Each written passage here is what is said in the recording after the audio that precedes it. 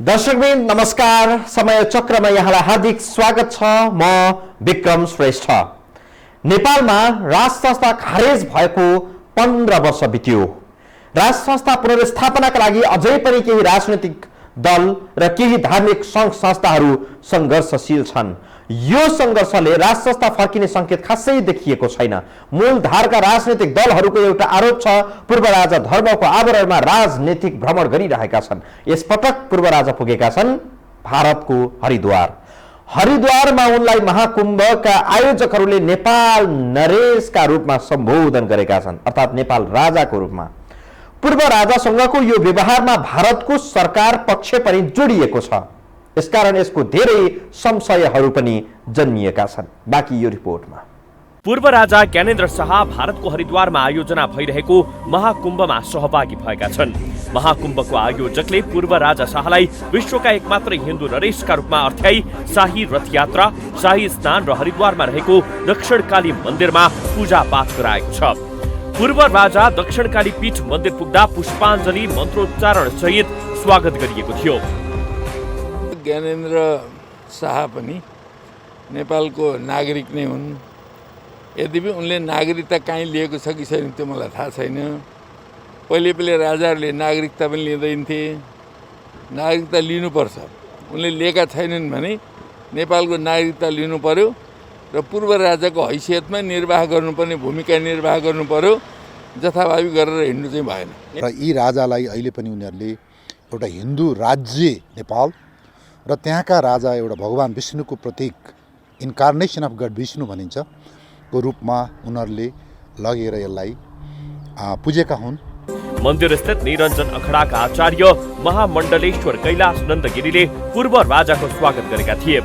नेपालमा पूर्व भइसकेका राजा ज्ञानेन्द्रलाई हरिद्वारमा नेपालका राजा र विश्वका एकमात्र हिन्दू नरेश तथा नारायणका प्रतीकका रूपमा सम्बोधन गरिएको थियो। महाकुम्भ मेलाको आयोजकले विशेष अतिथिका रूपमा पूर्व राजालाई निम्तो दिएको थियो।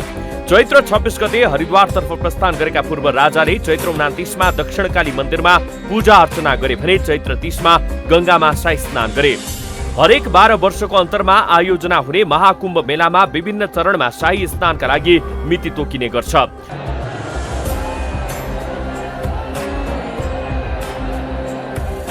चैत्र 29 मा तोकिएको पहिलो शाही स्नानमा साधु सन्तले गंगामा नुहाए भने दोस्रो पटकको शाही स्नानमा पूर्व राजा ज्ञानेन्द्र शाहले स्नान गरे। अमावस्या र सोमवती अमावस्याको विशेष मुहूर्तमा पूर्व राजाले स्नान गरेका हुन्।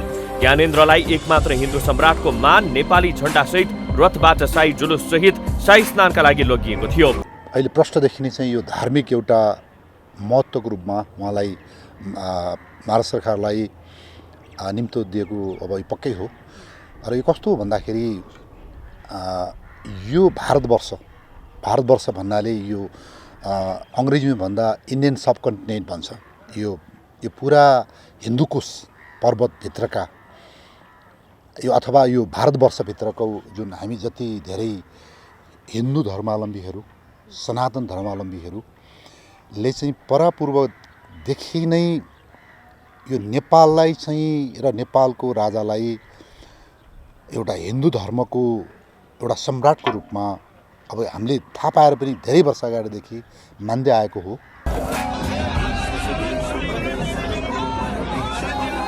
भारतीय सञ्चार माध्यमहरूमा उल्लेख भए अनुसार कुनै देशको राजाले सन्तहरूसँगै कुम्भ मेलामा शाही स्नान गरिएको यो पहिलो पटक हो। हरिद्वारलाई पूर्व राजाले देवभूमिको रूपमा उल्लेख गरेका छन् भने महाकुम्भमा सहभागी हुन पाउनुलाई सौभाग्य मानेका छन्। त्यहाँको अतिवादी हिन्दूहरूले अब नेपालको राजालाई हिन्दू सम्राट नै भनेर घोषणा गर्ने, राजाकै चाहिँ तपाईँको स्ट्याटसमा राखेर त्यो खालले चाहिँ रथयात्रा बनाउने हैन, त्यसलाई चाहिँ घुमाउने अनि चाहिँ तीर्थस्थल गराउने, स्नान गराउने काम गरिरहेको छ। त्योसँग खालि धर्मको मात्र जोडिएको छ, त्योसँग राजनीति जोडिएको छ है। किनभनेदेखि इन्डियाले नेपाललाई फेरि चाहिँ तपाईँको हिन्दू राज्य बनाउन चाहन्छ। नेपालमा फेरि हिन्दू राज्य फर्काउन चाहन्छ, हिन्दू राजा फर्काउन चाहन्छ। पूर्व राजा ज्ञानेन्द्र शाह निजी भ्रमणका रूपमा हरिद्वार पुगेका छन्, तर उत्तराखण्डका मुख्यमन्त्री तीरथ सिंह रावतले नेपालको राजाकै रूपमा स्वागत गरेका थिए। कुम्भ मेलामा शाही स्नान गर्दा अमरत्व प्राप्त हुने विश्वास गरिन्छ। समुद्र मन्थनको बेला अमृतले भरिएको घडा अर्थात् भाँडो लिएर गरुड उड्दा अलिकति अमृत छछल्किएर हरिद्वारमा पनि छरेको थियो। यही भएर हरिद्वारमा शाही स्नान गर्दा अमरत्व र विशेष धार्मिक लाभ हुने मान्यता छ। भारतमा हिन्दूवादी राजनीतिक दल भारतीय जनता पार्टी सरकारमा हुँदा पूर्व राजा ज्ञानेन्द्रलाई अनौपचारिक ढंगबाट हिन्दू सम्राट वा नेपालका नरेशको संज्ञा दिइएको छ। स्मरणीय त के छ भने ज्ञानेन्द्रलाई उत्तराखण्डका मुख्यमन्त्री तीरथ सिंह रावतले समेत नेपाली नरेशकै रूपमा टिप्पणी गरेका छन्। रावत उत्तराखण्डका मुख्यमन्त्री मात्रै होइनन्, उनी भारतीय जनता पार्टीकै नेता पनि हुन्। भारतमा भाजपाकै सरकारको नेतृत्व नरेन्द्र मोदीले गरिरहेका छन्। प्रदेश स्तरमा पूर्व राजालाई नेपालका नरेश भनेर सम्बोधन गरिँदा नेपालका कतिपय नेताहरूलाई अस्वाभाविक लाग्न सक्छ। अब यो जोगी कमण्डलु एउटा यो लिनेहरूले उहाँ धर्मभिरू हुनुहुन्छ, उहाँले एउटा प्रतीकको रूपमा बोलाउनु भयो। अब एउटा यसले नेपालकै देशको पनि शिर उच्च रहेको छ नि त, होइन र? यसमा नेपालले अरू राजनीतिक दलहरूले यसमा कालो मुख लाउनु पनि कारण छैन।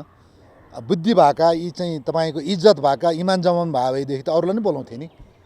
त्यही प्रचण्ड भन्ने छविलाललाई बोलाउँथे, यही ओली भन्ने तपाईँको उसलाई बोलाउँथे भन्दाखेरि र त्यो होइन। अब त्यो एउटा चाहिँ जे होस्, अब राजाको एउटा गरिमा बढ्ने काम चाहिँ यो अहिलेको पूजाआजाबाट भएको छ। नेपालकै केही धार्मिक संस्था, भारतका धार्मिक संस्थाले पूर्व राजालाई क्रियाशील राजाका रूपमा सम्बोधन गर्दै आएका छन्। निर्वाचन आयोगमा दर्ता हुँदा गणतन्त्रप्रति प्रतिबद्ध हुने शर्तमा हस्ताक्षर गरे पनि केही दलहरूले राज संस्था पुनर्स्थापनाको एजेन्डा लिएर राजनैतिक क्रियाकलाप सञ्चालन गर्दै आएका छन्। केही वर्ष अघिदेखि यस किसिमका क्रियाकलापहरू चलिरहेका छन्, तर राज संस्था पुनर्स्थापनाको विश्वासिलो संकेत चाहिँ देखिएको छैन। कसैले नेपाल नरेश भन्दैमा, कसैले हिन्दू सम्राट भन्दैमा गइसकेको राजनीतिक पद फर्कन सक्दैन। एकपटक हातबाट गइसकेको राजपाट फर्काउने केही वैधानिक बाटोहरू छन्। 2/3 बहुमतको बलमा वैधानिक तवरबाट राज संस्था पुनर्स्थापना गर्न सकिन्छ। क्रान्ति वा आन्दोलनको बलमा र अर्को भनेको कुनै प्रकारको विद्रोह वा सैन्य विद्रोहबाट पनि यो सम्भव हुन्छ।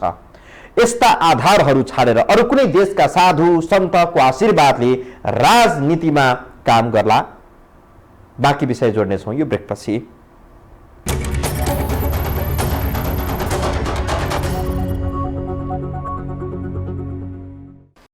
पूर्व राजालाई हरिद्वारमा नेपाली नरेश, हिन्दूहरूको सम्राट आदि आदि उपनामले सम्बोधन गरिएको छ। यस खाले सम्बोधन यस अघि पनि हुँदै आएका थिए। नेपालमै चाहिँ 15 वर्षदेखि गणतन्त्र छ। जनताले गणतन्त्रको सट्टा राजतन्त्र किन रोज्ने भन्ने प्रश्नको जवाब पाइसकेका छैनन्। गणतन्त्र भन्दा राज संस्था हुँदाको समय बढी राम्रो थियो भन्न सकिने खासै आधारहरू पनि छैनन्। एक राजालाई देखाएर हजारौं छोटे राजाहरूको शासन उहिरे पनि हुन्थ्यो। तुलनै गर्दाखेरि पनि अहिले राजा त छैनन्, तिनै छोटे राजाहरूको जगजगी चाहिँ नेपालमा छँदै नै छ। हरिद्वारको महाकुम्भ र नेपालको राज संस्था पुनर्स्थापना के कारणले फेरि चर्चामा छ त? जवाब खोज्दैछौँ यो रिपोर्टमा।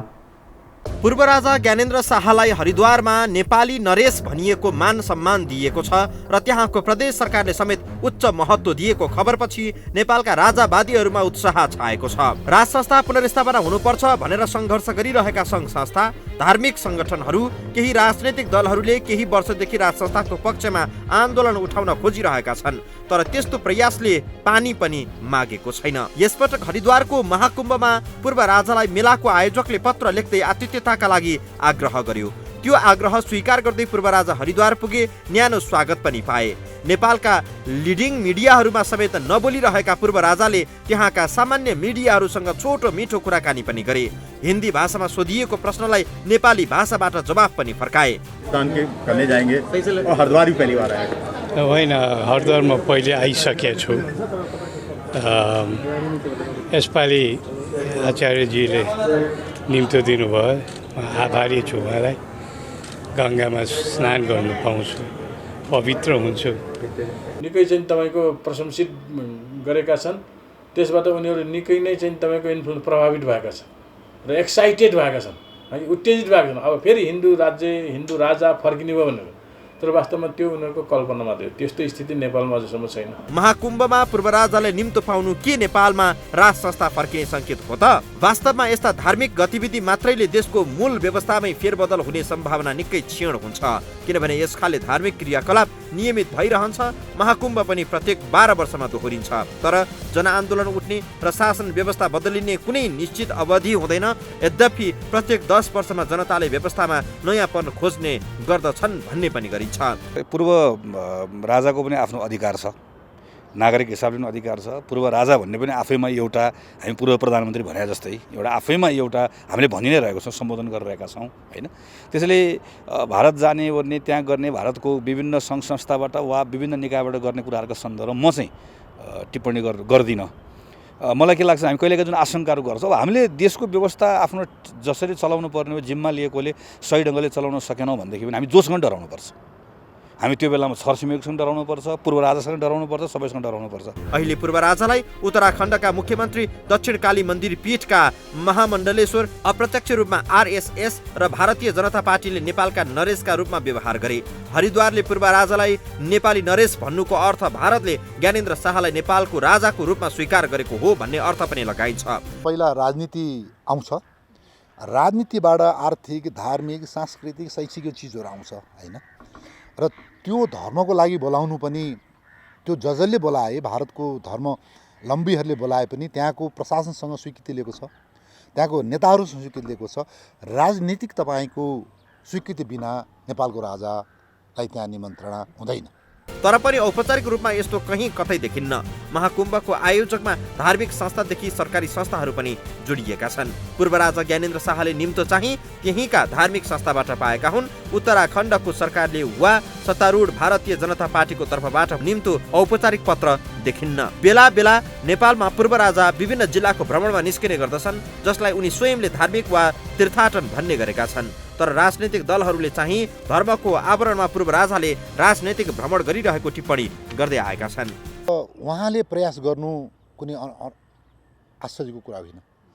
राजा नेपालमा असंवैधानिक तरिकाले भारतले, त्यतिखेरको भारतको काङ्ग्रेस आई, श्याम शरण नेपालमा भएको राजदूत, यो बाबुराम भट्टराई 2-4 जनाको बेकुबीले राजालाई ताली पिटेर राजालाई फ्याले। राजाले कति सजिलोसँग, हेर्नु संसारमा सायद नेपाल मात्रै होला, जनताले दिएको नासो जनतालाई बुझाएर हिँड्ने भएर सर्लक्कैसँग।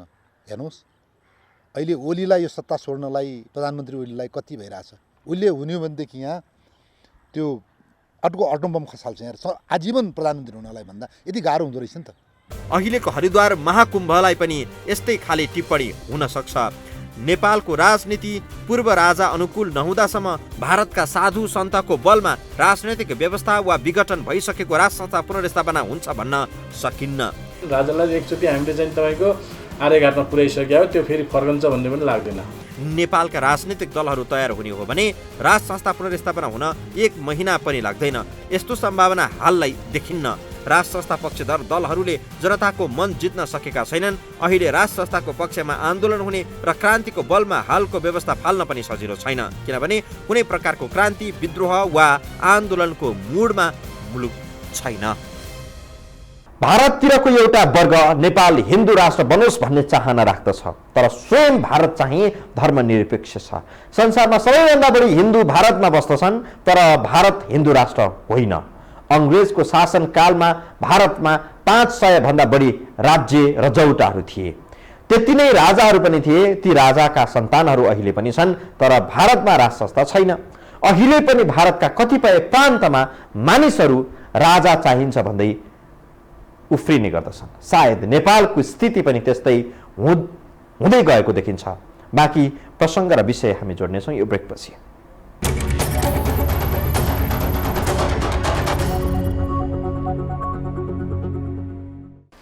नेपालको शासन व्यवस्थामा परिवर्तन नेपालीले नै गर्न सक्छन्, विदेशीले गर्न सक्ने भनेको आफ्नो विश्वास पात्रहरूलाई उचाल्ने मात्रै हो।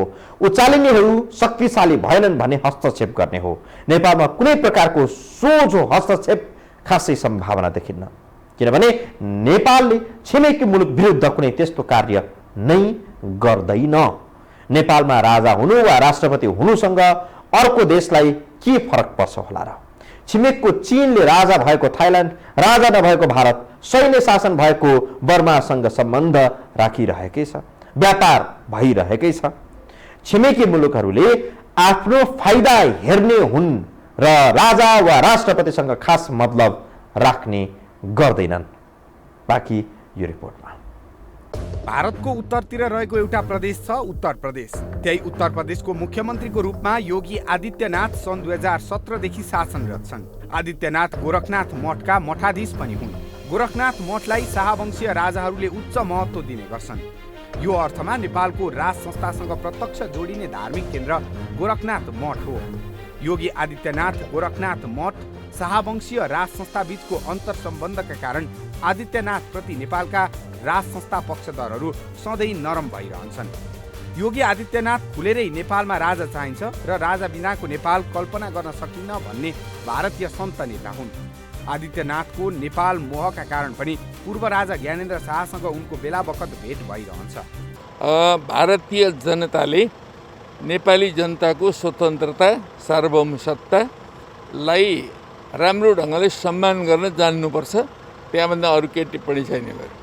राज संस्था हुँदा निकै शक्तिशाली रहेको तर अहिले आफ्नै कार्यालयको संरक्षण गर्न समेत नसक्ने अवस्थामा पुगिसकेको एउटा राज संस्था पक्षधर संस्था छ विश्व हिन्दू महासङ्घ भन्ने।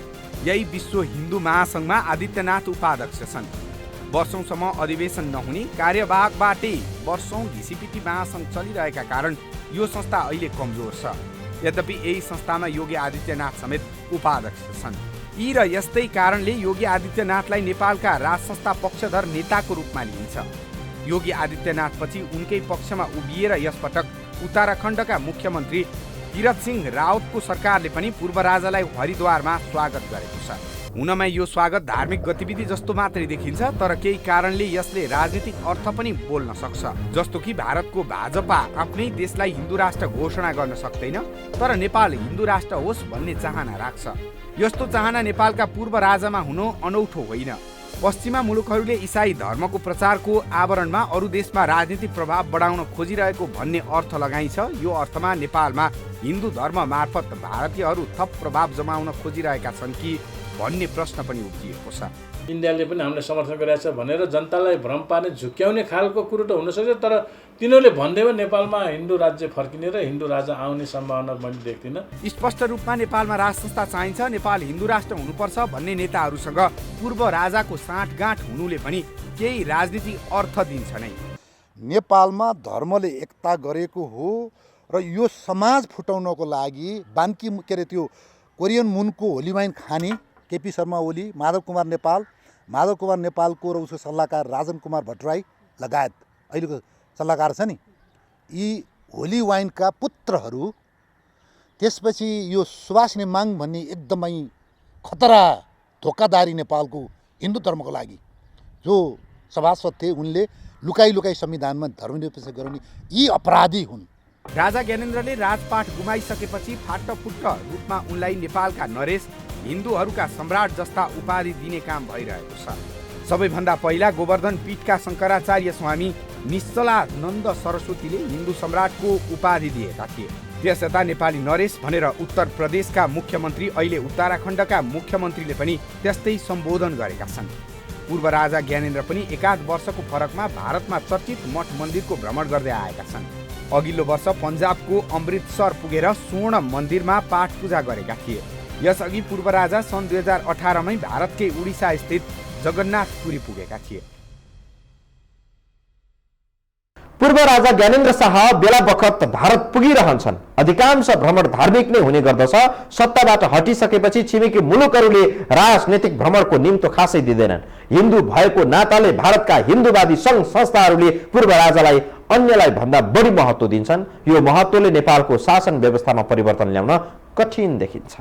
आजलाई समय चक्र यति नै दर्शकवृन्द। समय चक्रका साथै यस टेलिभिजनका सम्पूर्ण समाचार बुलेटिन कार्यक्रम यो हो टेलिभिजन.com, यो हो खबर.com, युट्युब र फेसबुकमा पनि पढ्न र हेर्न सक्नुहुनेछ। मोबाइलमा यो टिभी एप डाउनलोड गरेर हामीलाई प्रत्यक्ष हेर्न सक्नुहुनेछ। आजलाई बिदा दिनुहोस्। नमस्कार।